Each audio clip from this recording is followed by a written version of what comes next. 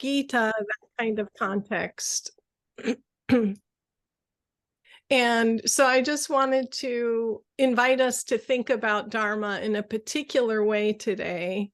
And I want to hear, after I give like 10, just sort of talk about it for about 10 minutes, I'm going to talk about what my Dharma is. And then I want to hear about, for each of you, what is your Dharma after I talk about what it is. So thank you for your attention. That's a precious gift that I honor deeply. So I think I want to start by relating it to what we're doing here at Deep Bow.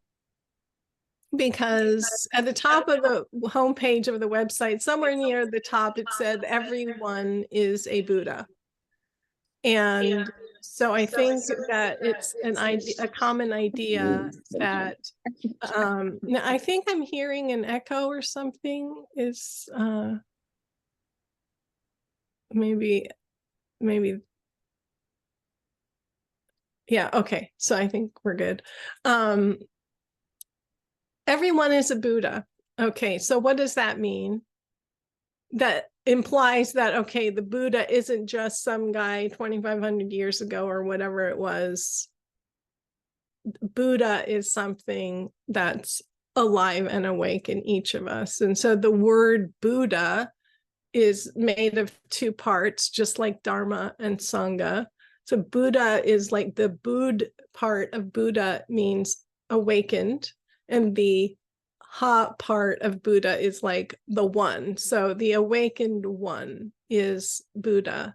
And Shakyamuni Buddha, sort of the original Buddha, is what we might say when we talk about the Buddha.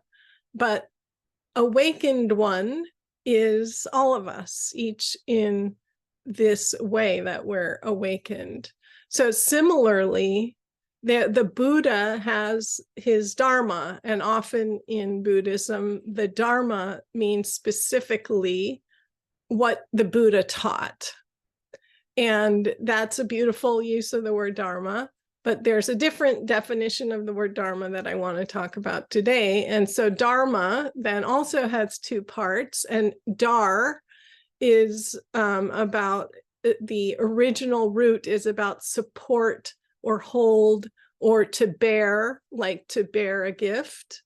And so, and the Ma part is like that which is given or that which supports. And so Dharma is like the gift that is given. So the Buddha's Dharma was his teaching. That was his gift to the whole. That was his gift to the Sangha. And so each of us has our gift that we give to the whole. And everything, like the plants outside, they have their Dharma. Part of their Dharma is to supply oxygen to us to breathe. Part of their Dharma is to be beautiful and to inspire. And somebody's Dharma, it's not that we all have to become the typical awakened Buddha and have, 100 people listening to our teachings. That's not what everybody's Dharma ought to be. Everybody has a unique thing to offer the world. And some people think of that as like a life purpose. That could be one way of thinking of it, but it's also not something that you have to necessarily try to do. Just by being who we are in this ecology of our presence together in the world. And we naturally are doing our Dharma, just like everyone's a Buddha. Everyone is doing their right role in relationship to life. And at the same time, the way that we can sort of aspire to our full recognition of our Buddha nature, we can aspire to the full expression of our Dharma. And I think that Dharma for me is of the three jewels of Buddhism, the Buddha, the Dharma, and the Sangha being community. Sangha, also then I'll say the meaning of the word Sangha has two parts. The Sam is the first part, and Sam is actually related to the word same. It means all together. It can mean one, and Sam is the same as the word in the Heart Sutra, Parasamgate, all together. So Sangha is the group that is all together. So Sangha is another beautiful word, and I would say within the context of everyone is a Buddha, everyone has their Dharma to offer, that all of life is the Sangha. Like, I feel like that those kind of fundamental principles are what I feel like is what is the DNA of this deep bow thing that's happening. So it felt important to me to bring forth this idea that each of us has Dharma, that each of us has this gift to give, and that, to me, that's one of the fundamental things why I'm drawn to this group, why it is that I appreciate what Doug and Ilana started, that they are creating a space for all of this to flower. And so I wanted to just share a little image that I made, two different images related to the Buddha, the Dharma, and the Sangha. One is kind of for fun, and the other one is talking more about what I want to invite us all to talk about. But maybe it was like 20 years ago, I was sitting at Jikoji, and during one of these silent retreats, and this came to me, like, what is the Buddha? Buddha, my heart. Dharma is the language of my heart. Sangha is where the language of my heart is spoken. And so that's how I feel. That's how I feel about you all. It's like I get to speak the language of my heart. I get to see you and your hearts and your Buddha nature, and we get to be in dialogue together. And so another way of visualizing this is to think of the Buddha as like the seed, and the soil is like the Sangha. And when we plant that Buddha in the soil of the Sangha, then that Dharma flowers from that. And it's that flowering of the Dharma that is really what is my Dharma. Okay, so now I'm going to pause and say, this is now, I want to hear from each of us who wants to share what is a little bit about your Dharma, what rings true for you as like, what is your gift? What are you called to give in service to the Sangha of all of life? And so I will say briefly then, for me, my Dharma is literally to support the flowering of Dharma in general in the world.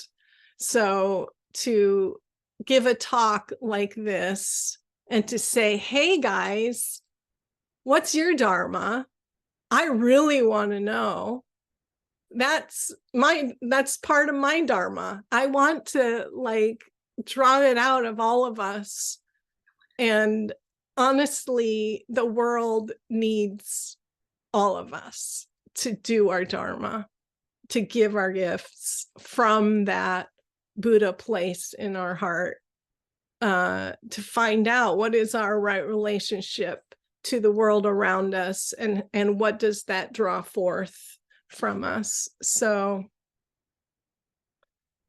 I think that's where I will pause and just invite us to take a moment of silence, or I will say a few words, and maybe just close your eyes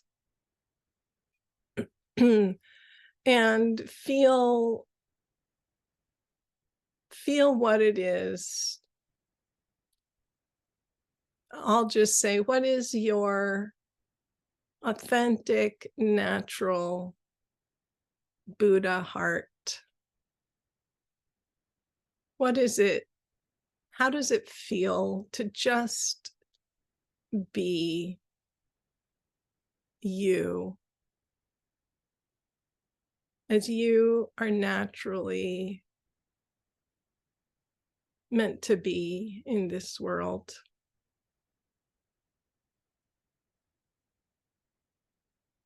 And notice, as you are being your natural Buddha heart self,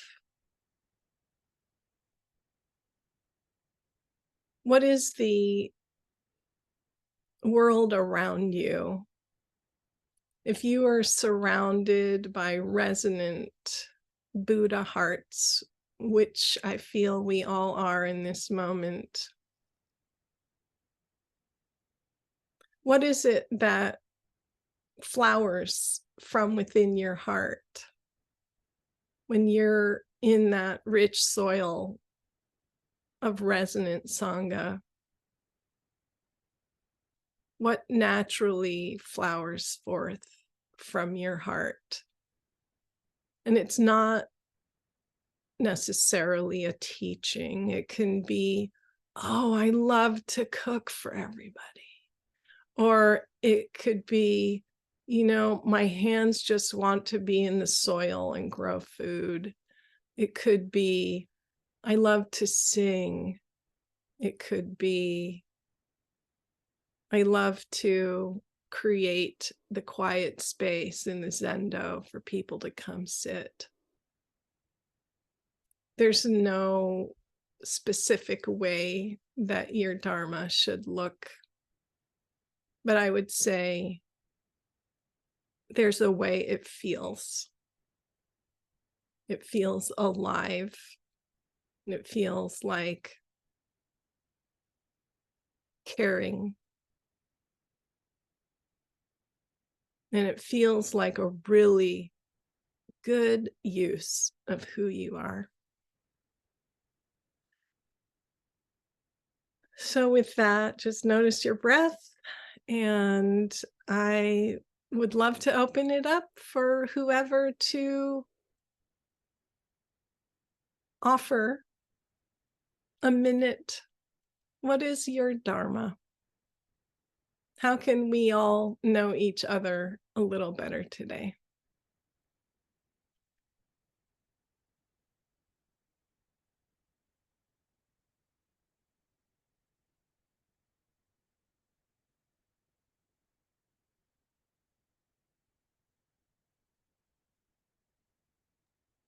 You may unmute or just put up your hand.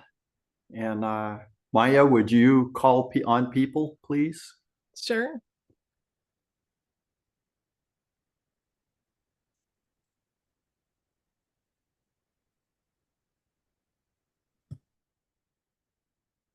Ilana. Thank you for this preciousness, Maya. My Dharma is connection. I am a believer from my own experience that we're awakened together. Could be with each other, could be with nature, but we're awakened together. And I have seen this happen so many times. But the most clearly that I've seen it is really in our retreats, where the wisdom and the love are so palpable. and the unfolding that ensues just goes on for months.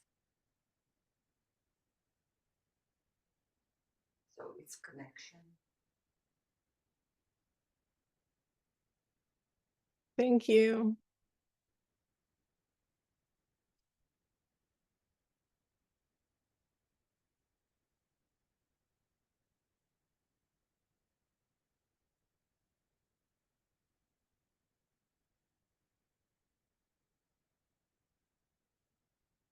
Doug? I really like your Zen Venn diagrams, and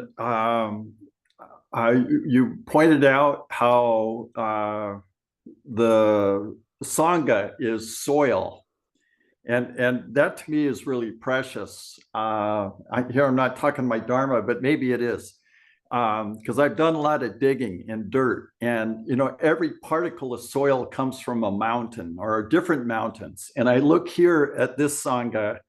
We all come from a lot of different places, varied backgrounds of religious study, spiritual study, life experience. And it's a good way to define Sangha is soil for the flowering of what each of us has to offer.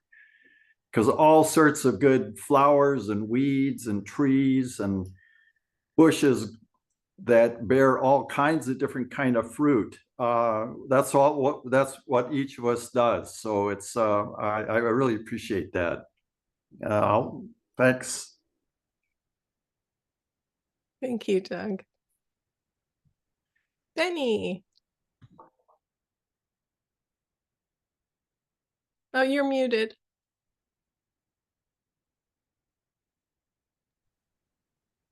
Hi, everybody. Hi, thank you so much, Maja, for this beautiful presentation. And yesterday, I just happened to watch a movie. I think it's called Biggesville Farm.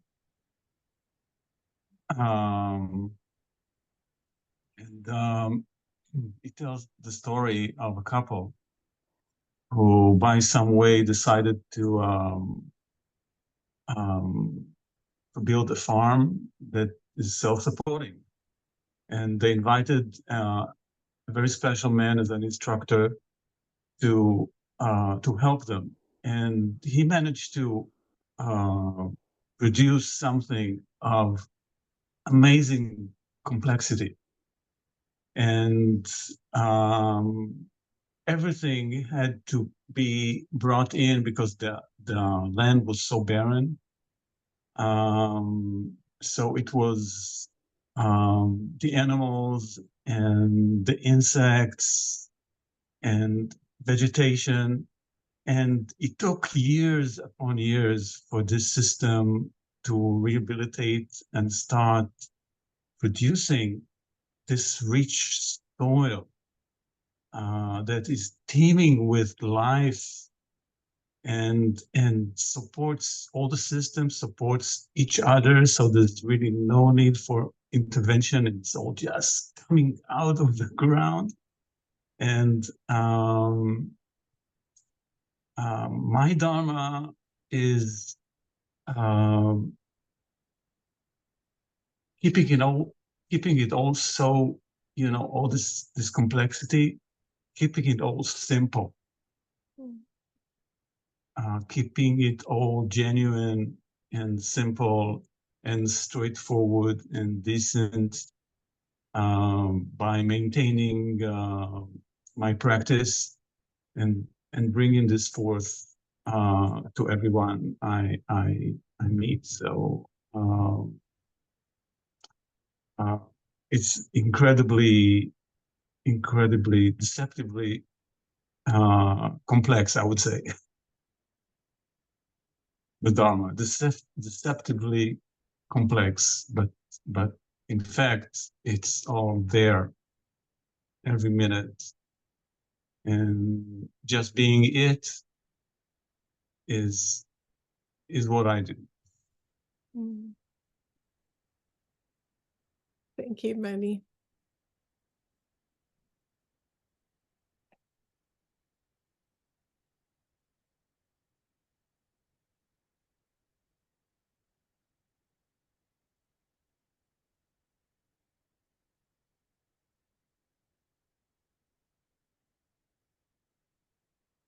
Oh, do we have Deborah? Yes. Good morning, everyone. When I was listening to you, Maya, I got the image of a bee, and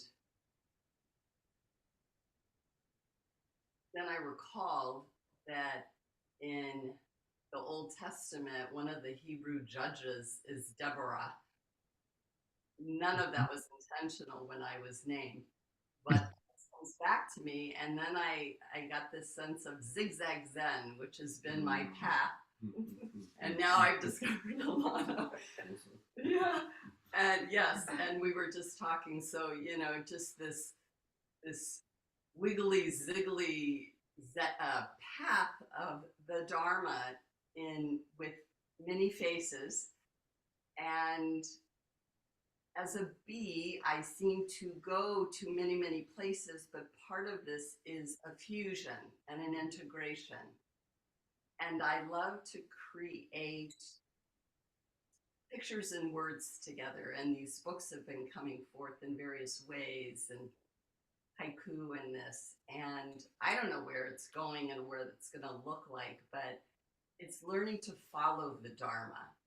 And rather than being distressed that it hasn't been a straight path, that handing over to the wind and being willing to follow is more the instruction now, and to offer what is appropriate at the time. No grand purpose anymore. Thank you. One of the things I love about what you just did that I want to offer, if anyone else wants to go with that thing of like, oh, what's the animal that represents your Dharma? Oh, a bee.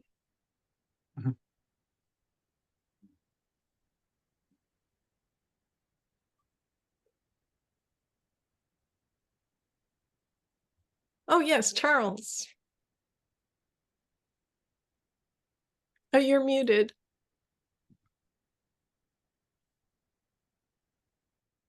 Can you hear me now? Yes. Oh, good. Okay. That was a nice presentation. I was sort of like struggling through the first portion of it.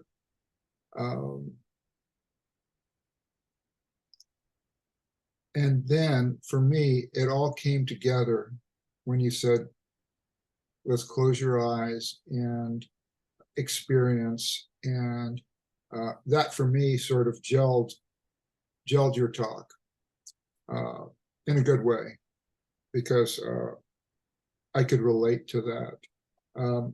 I think you spoke about Dharma being the expression of our nature, and the seed being planted and unfolding itself. I could definitely relate to that. And then I thought, you know, like, what do I see as being my Dharma? And again, I think similarly to what I related last week, I really don't know how much control I have over my expression. For instance, you see the one Charles that is relating to you here in this particular group, and we're of a certain ilk in a certain way, but this is a small fragment of my life. You might not like me if you saw me on the racquetball court, because I'm out there swearing like a drunken sailor, not at the other people or at another person, but when I make mistakes, I swear at myself. And that feels good. And then I went to a party last night in Marin, a barbecue with a bunch of people at an old friend's house, and it was so good seeing her because we've known each other 40 years, and just having our natures interact with one another. That was a different me and a different expression of my nature. And in almost every instance of life, I find myself adjusting. Now, I don't consciously adjust or consciously attempt to play it out in a certain way, but it unfolds depending upon the environment.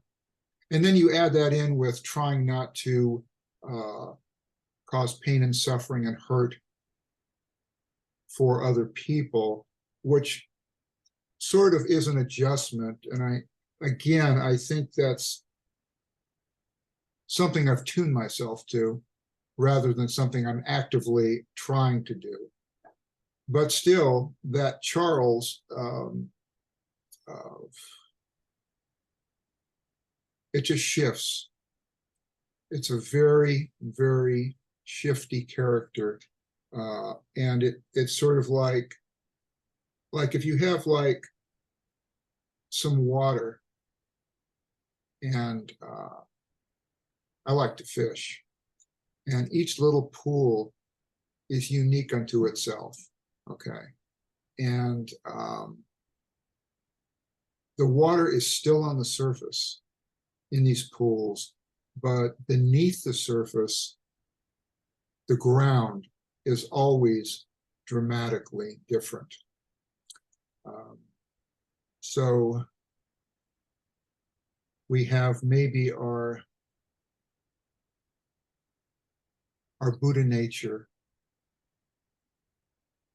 in a sense, the surface of a clear pool, and it's always adjusting to a dramatically different environment, which is the ground, the earth, the rocks. So, and that's what I see about myself. I see that my life as being sort of like reintegrated into a dramatically different rocky surface, but yet at the same time on the top,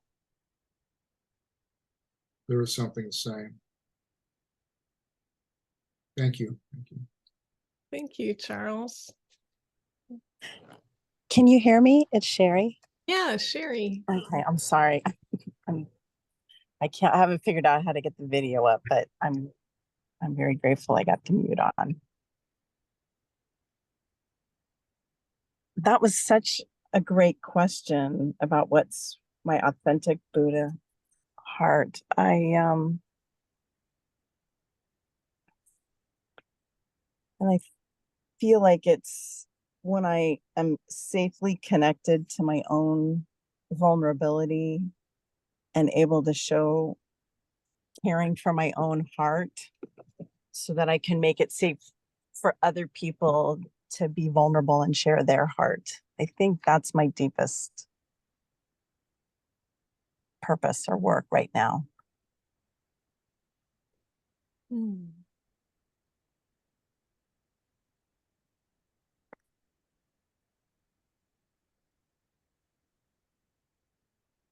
Beautiful.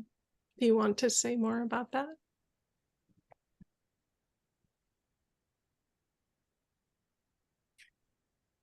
Yeah, it's been trying to get more and more comfortable with that, the tenderest part of myself and my heart, and then actually sharing that and being authentic with with what I'm feeling or what I'm experiencing. And I think I was so afraid to do that for a big part of my life. And the more I've been able to practice and play with that and feel safer in myself, the more connection it's bringing me with other people. But the deeper my connection with myself is, like really touching that. It's like the sweetest part of my heart. Mm. And the sharing it is me seeing myself almost. I'm less scared now. I used to be so scared of maybe what people were going to see or hear or judge. And I don't feel that way anymore. I feel like it's just me sharing my own self with myself, almost recognizing myself somehow. And I think there's a softness about it that maybe I'm hoping invites other people to say what's true for them. Also, it's been really something I think I was so afraid of for my life, but it's really making my life feel so grounded to doing this practice. So that's enough. Mm. Yeah, beautiful. Thank you, Sherry. Mm.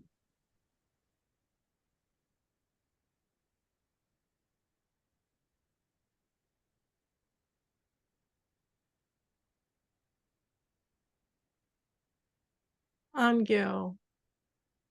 Thank you. So actually, going back to your very first part about da as support, it also can mean a thing or like a noun. And I see the universe very much in terms of the Dharmakaya. To me, it is a benevolent place that is eminently teaching. The problem being that I'm a bit too daft to see what it's teaching at times. And so I always try to stay open to think, well, what is this? And that really, to me, is the Buddha nature coming to grips with its own Dharma. Mm. Thank you.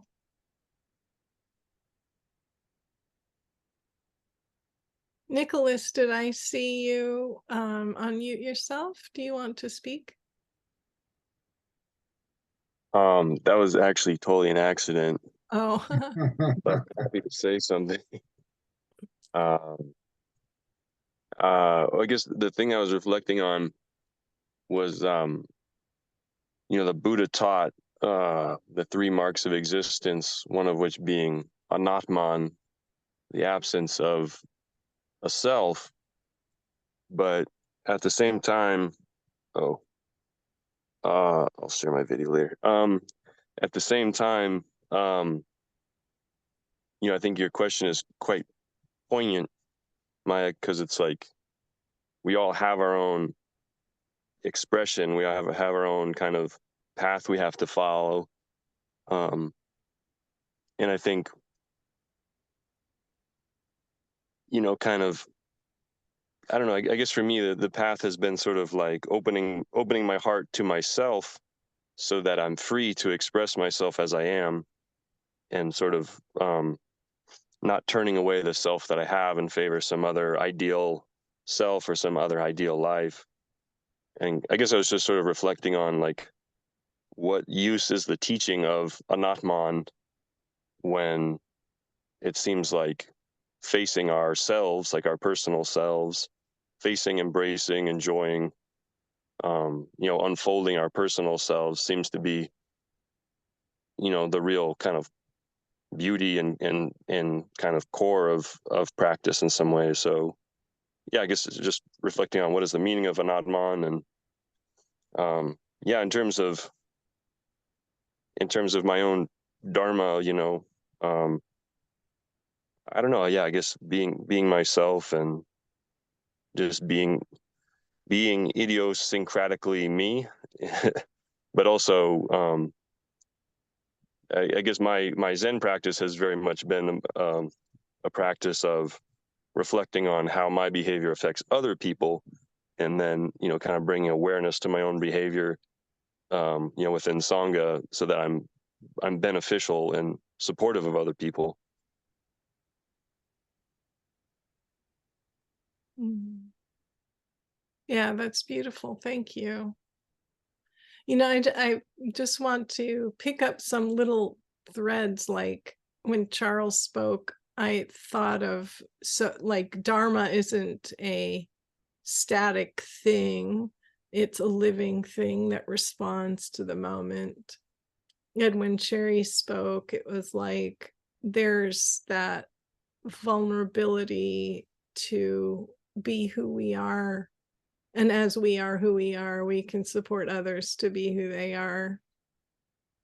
And Nick, when you spoke, it just, yeah, felt really beautiful that we do what we do, and then we get feedback from the Sangha, and that shapes what is our path of right action. So anyway, I'm just loving, there's these gems of each of us as we speak, and I'm excited to hear who else has to say something. Ilana? To Nick's question, to the kind of floating that wonderful topic of anatma or itself. No, to me personally, what I've discovered through my work with others is if you look at another person, you really cannot tell where one starts and the other one begins. And you kind of pause for a second. And what is that? Like, really, what is that? And so, no self is not no self, but it is the ultimate nature that is our nature, which is Charles referred to Buddha nature. George talked about Buddha nature as that which we connect to when we remember. And so it does not, it's not a negative no self. In fact, it's a mistranslation. That when we are ourselves, is then that's when we connect. We don't understand, for instance, what pain is until we feel it, and then we see it in others, and then we can have compassion that is not sympathy, for instance, or love or joy, or doesn't have to be a negative. And so I believe that no self is a mistranslation. Thank you. And I love that because I care about everyone's self. I'm very aware who hasn't spoken yet, so please raise your hand. John. Thank you for your work, Maja, and everyone else. I really appreciate you to speak up. I really appreciate being here and each of you. And my Dharma,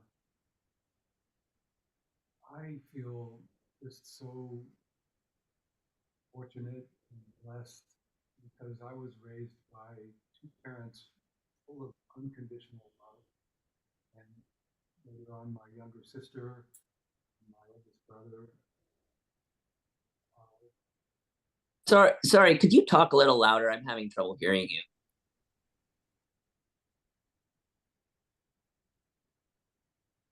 So my Dharma, I think of it as love. And I was raised by amazing parents full of unconditional love and family and lovely friends here and my raising Rachel. And I feel like it's a sphere of love that surrounds. And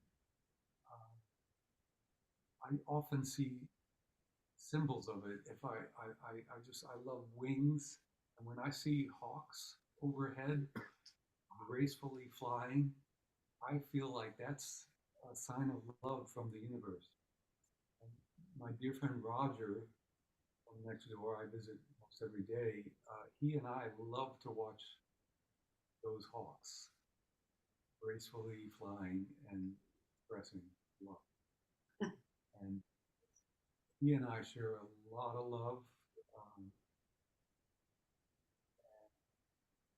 I am so grateful for Lana and Frank as well. And we're amazingly close neighbors, and we discovered each other through Roger. So, and all of you, I feel like love allows us to be vulnerable and to connect and to let it flow amongst us.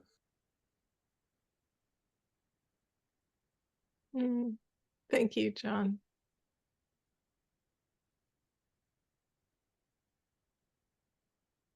Joaquin.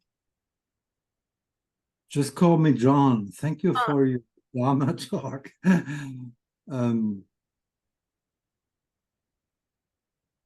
You told us to close our eyes. And this was a point where I saw this dancing and laughing being, the life that was dancing and laughing, sitting here. Did you hear? This is my Dharma, my cat. Well, we have 3 cats and 3 dogs. And this is very important for me because animals are coming to me and people are coming to me and I meet people. Like I've been working in hospitals and so on. And I told you I've not been raised within a family. I have parents, but I was not raised in a family. So I don't know what family life is actually. Well, on the other hand, I had this opportunity in life to meet a lot of people who told me and taught me a lot of things. And I know there is something, love, understanding, togetherness. And I think my Dharma is, well, I want to say it like this. When I'm meeting people, I usually was thinking about how they are annoying me or something like that. This was in my youth. But now I'm meeting them with, there's a picture, you know, here I'm meeting someone and there is this laughing, dancing life. So I cannot meet actually people with anger or something else. It opens me because from the inside I'm smiling. And I think my Dharma is when people come to me, like when I'm working in a hospital with patients and they have something very bad and they're dying or something else, I'm able to give them something. It's not that I want to give them, I don't want to help the people. No, it comes like I don't think about it. There are people I want to help. No, I don't want to help. I just help them, you know? It's not that I just want to be a good man or a good person or a good guy. No, I learned it and I'm just trying to dance with life. And it makes me smile all the way. When I'm sitting, when I'm walking, when I have my cat, while you have a nice Dharma talk. We are together and she's quite ill and she needs it. So I have something because I'm living in a rural area near the sea, the North Sea, the ocean, and not just a few people around us, but weather and the whole life was everything that's contained in it. And when I'm sitting, I see it. And I feel not that I have a Buddha nature and I don't have a Buddha nature. I just drop words, you know, like it's flowing. Like when I'm standing at the ocean, it comes and goes. It is like, yeah. And so my Dharma is drop some kind of laughter and smile and laugh, whatever they need. Well, that's it. Thank you for listening. Thank you. I feel like you've done your Dharma just now. Okay, you know what, Christopher, I'm calling on you. Well, it's about time. I thought it was just apparent that my Dharma is really eccentric hats. But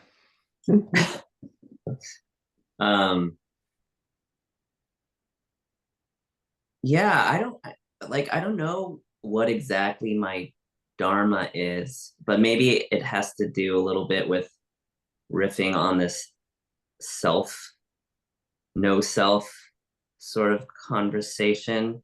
And yeah, I was thinking, like, Nicholas, when you were talking, I was like, oh, well, you know, is a river or is it not a river? Well, I think it's a river when it's rivering, but sometimes the river is rain, and sometimes the river is an ocean, and sometimes the river is clouds. And I think my Dharma has to do with sort of maybe like unraveling the boxes of who we think we are or who we suppose ourselves to be. Even to be not a self can just be the self making a box of itself. And I'm like, I feel curious and enlivened in like making more space for the selves that we can all be, which I think it's very much something for me that feels like it emerges. It's always changing. And to really like be open and be curious and be in the mystery of what's presenting itself. Like I think, you know, that word, when you're looking for a word and it's on the tip of your tongue, like I think that's such a beautiful moment in a way, this like liminal emergent space of being really in the mystery and seeing what wants to come out. And yeah, that's really exciting for me. And I really love it when I see others like see that smile or that brightness that comes when something new and novel, something is discovered about themselves that maybe they didn't realize before about who they could be or what they could touch. Yeah, those spaces are really beautiful for me, and I love to contribute and nourish those into being. What about you? Like the camera zooms in on me. Like, I mean, we got to bow to Christopher. Thank you, Christopher. That was great. Yeah, I guess for me, what's my Dharma?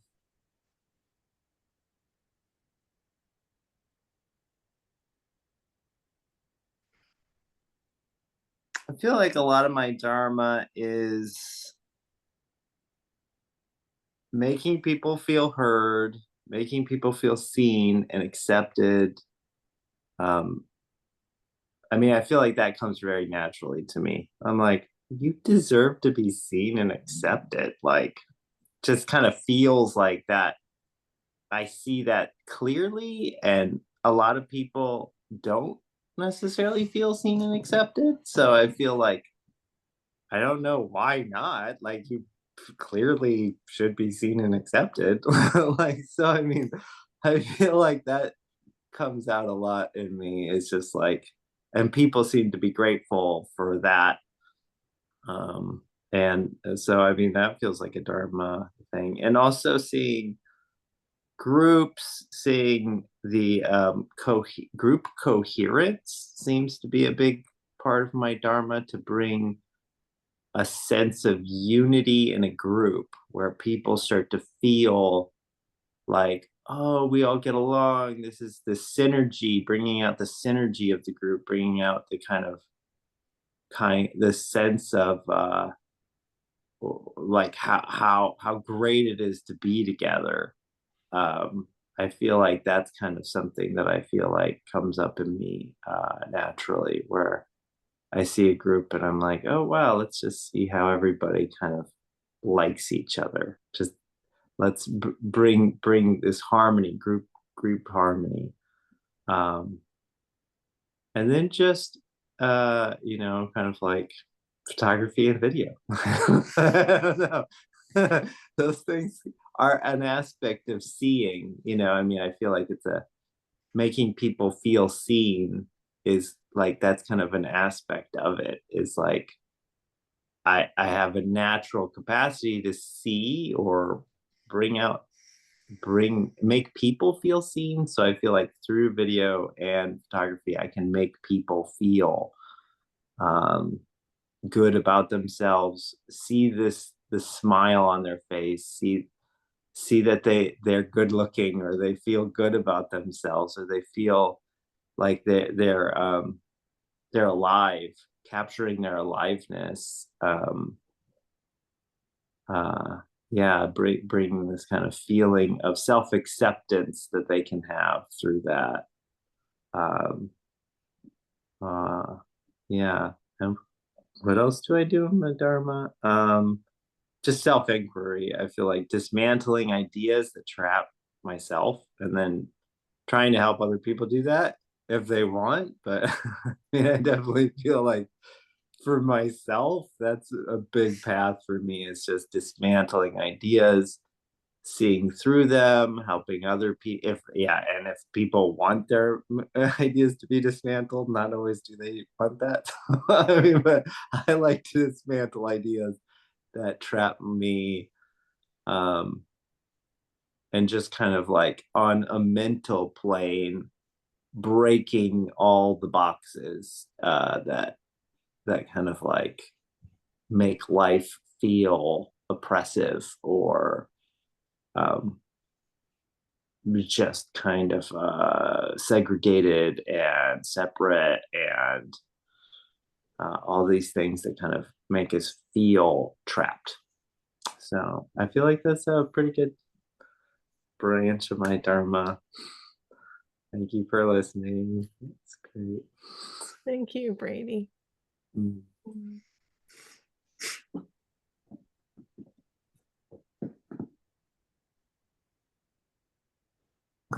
Rachel. Yes, Rachel. Hi. I Hi. just want to get close to the camera for a moment because it's so far away to see everybody. Hello, everybody. It's good to be close for speaking too. So I'm going to go back to my seat though. okay. So Maya, I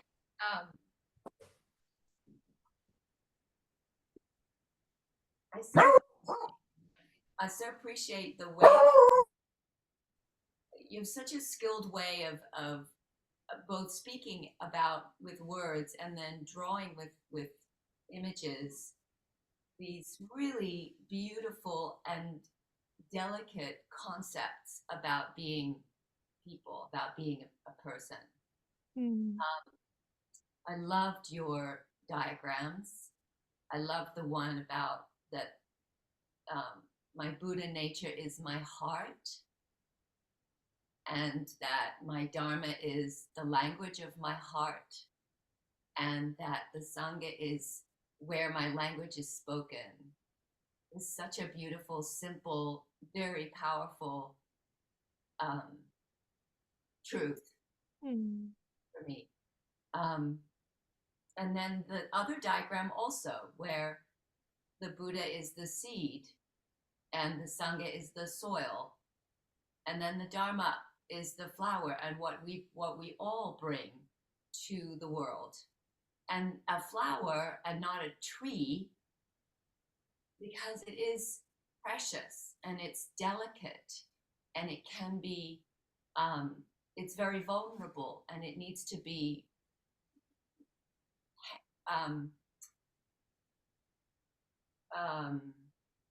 treated carefully.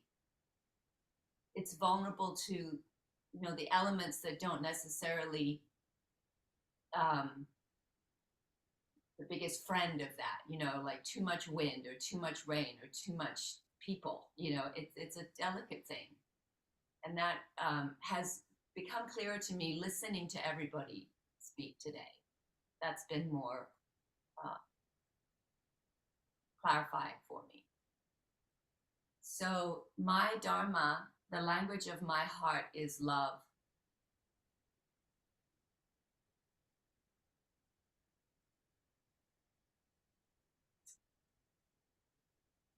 And the way I express my love is by receiving people, receiving beings, and providing shelter and a safe place for them to thrive, whether it's a person or a community or a plant or a chicken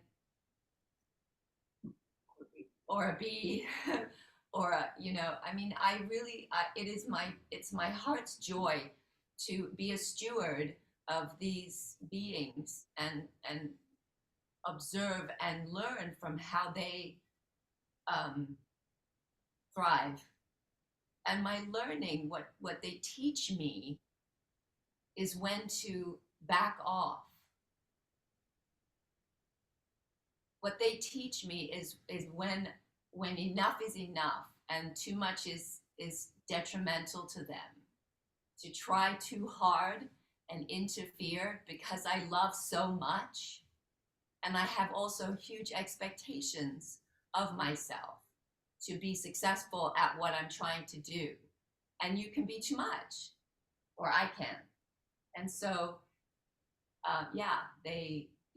so that's my learning, and I'm humbled by in a great way. I'm humbled, and not in a diminished way.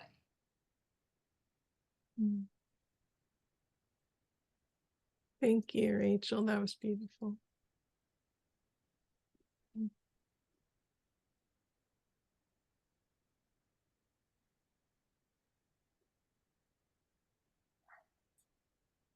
Frank.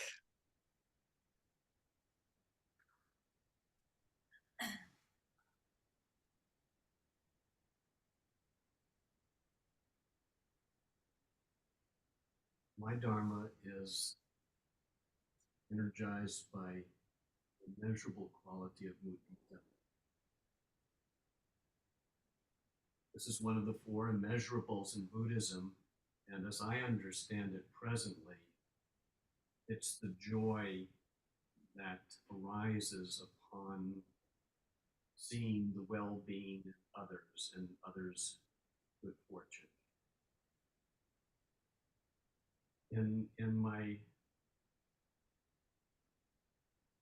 early years of childhood, it was just, I can look back and see that it was pure and always there. And always has been.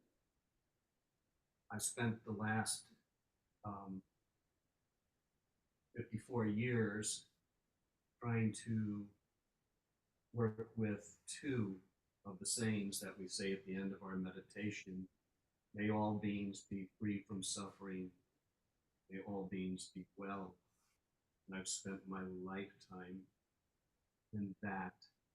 And it continually always has had the energy of mudita. Now that I find myself in this chapter of my life, in this spiritual sangha,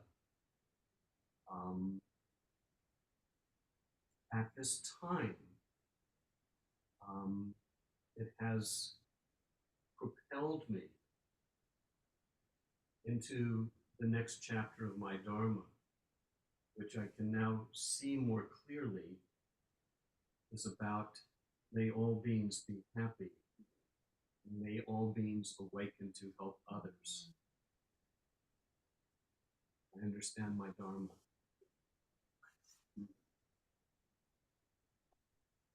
Thank you, Frank.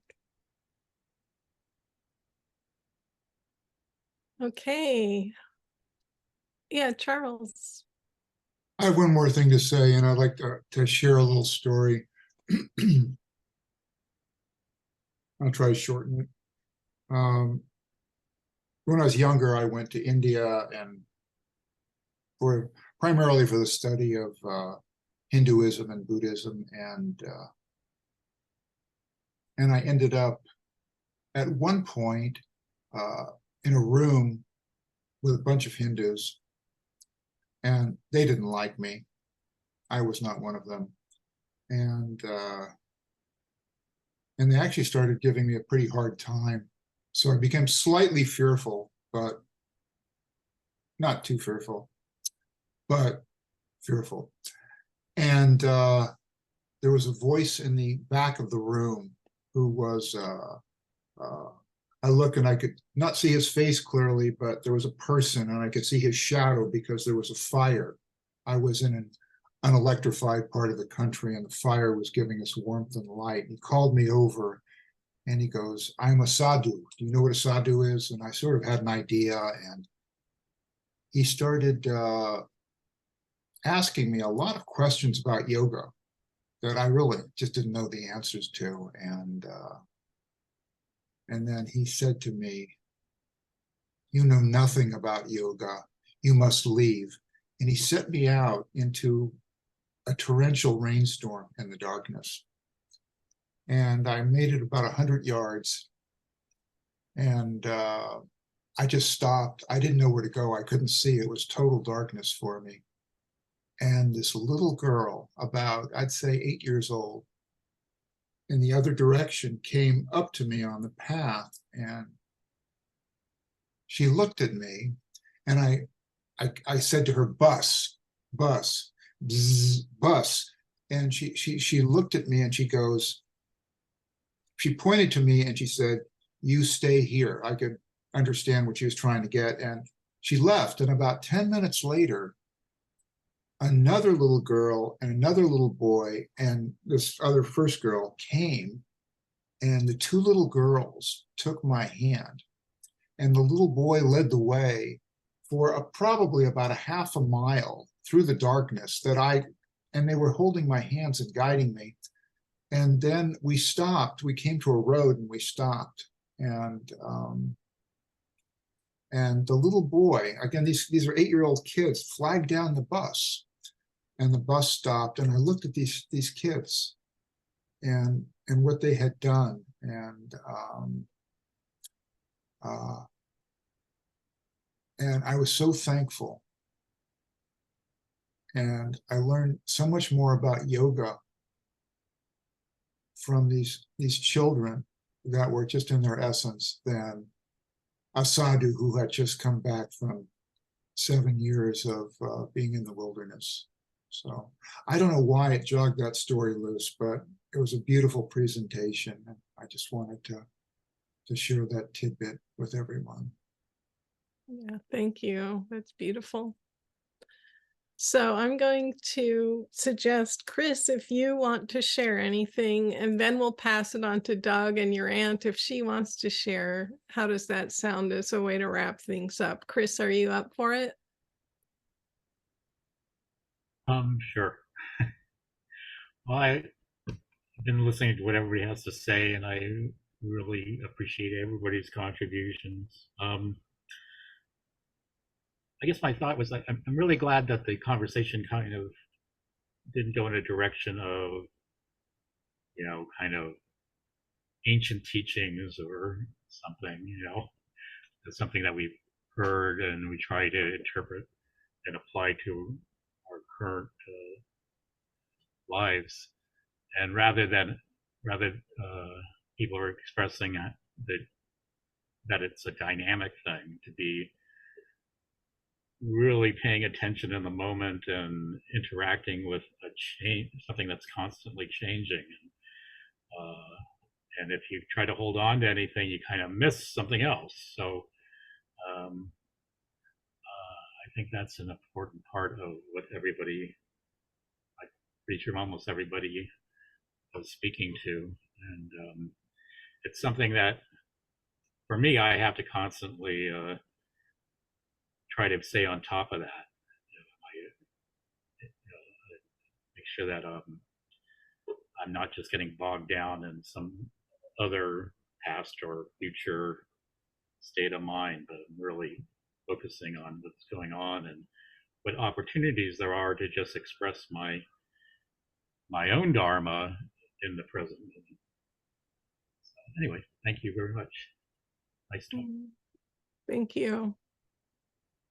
Before I pass it on to Doug, I just want to say how each person's sharing has been just like such a spark of life energy and love in my being. And so I just really want to appreciate everyone sharing of their heart. And thank you. And so, Doug, I'll pass it to you. Thank you. Maybe I'll pass it to my aunt. Do you want to say Mrs. Lolly or Eleanor? I always felt that my purpose in life was to make other people's lives better than they thought that they could. I started a school for children who were born with public school. If they wanted to learn how to read when they were 2 or 3, why, by all means, let's do it. So I did this school for 20 years, and I let the children make all of the decisions, and they were the ones that decided on whether or not we needed what do we call them? Rules or not. And they decided, oh yes, we do need rules in our school. I said, why? Well, we might kill each other. I said, oh my goodness. So I asked them for the rules. I said, what kind of rules would you like? And I ended up with about 30 or 40 rules that I wrote down. And I typed them up, put them on the wall. And those became the rules of the school. And so it was really kind of fun. Anyway, the fact that to make people's lives better in any way has been my purpose in life. That's enough. Go on, but Thank you so much. That just goes to show how there's so much love and wisdom quietly lurking in the background. So I'm glad that we got to hear from you. Thank you. I guess for me, the Zen diagram you had of the flower as the Dharma, to me is perhaps the best definition of the anatman, no self, that if you name it, you already lose it. And I was recently driving through some scenic space with a friend, looking at the coastline, and the coastline, unnamed, was magnificent. And as soon as we named it, as soon as it was named, it became that, which was its name. But before it was named, it was a beautiful, intricate, vast, dynamic space. And perhaps that is what maybe the no self is. If we name ourselves, we're actually limiting ourselves. So the no self is the undefined, vast flower that we are. And to me, my dharma is to help cultivate the soil, this sangha of flowers that can grow and more seeds be generated. So I'll stop there. Thank you so much, Maja. This was really a really fun day. Fun talk. Thank you for the invitation. Everyone for joining us, because we are us. So everyone is making us. Yeah. And so we know that sometimes one person can be here, another person not always here together, no matter whether we show up or not. I know that. So my heart is full of gratitude for this incredible fortune we have.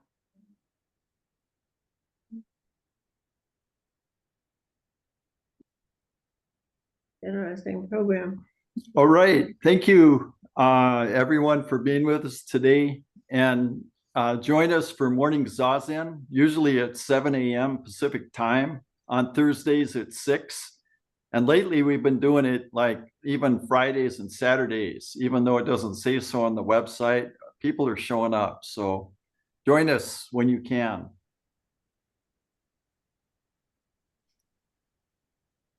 Have a good Sunday. My Sunday's over. Okay, Monday. Have a good Monday. Thank you.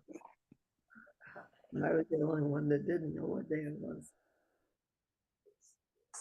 Yes. Like, how did this happen? Did you come? She lives in Santa Barbara. And so it just so happened that I connected with them a couple weeks ago and Oh, I started see. sitting. Oh, you have. I knew Doug Did you from come? Jokoji, Okay. and I'll talk to you later. Okay, bye-bye. Hey, Lolly. Hi. Good to see you. Nice to see you too. Be well. Glad you came. Uh-oh.